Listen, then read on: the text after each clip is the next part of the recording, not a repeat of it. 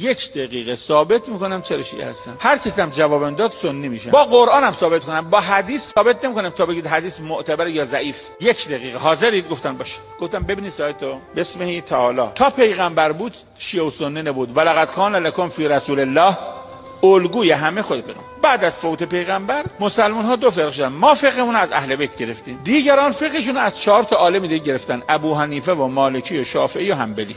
من که فقهمو از اهل بیت گرفتم 3 تا آیه دارم. قرآن راجع به اهل بیت میگه یطهرکم، هیچ که نگفته یطهرکم مال ابو حنیفه یا شافعی یا مالکی یا حنبلی، نه شیعه گفتن سنی. پس من یطهرکم دارم، یعنی معصومن. 2 اهل بیت قرن اول بودن. 4 تا عالم شما ابو حنیفه و شافعی و مالکی قرن دوم هجری از مادر متولد شدن. ما 1 قرن جلوتریم. قرآن میگه والسابقون السابقون.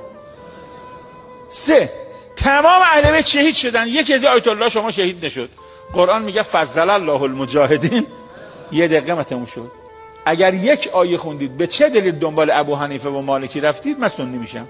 و تو تلویزیون پاکستان هم اعلام میکنم که قرائتی شیعه اومد پاکستان سنی شد. آقا چند صد تا استاد دانشگاه وهابی همچی شدن. ما حرف داریم و استدلال هم داریم.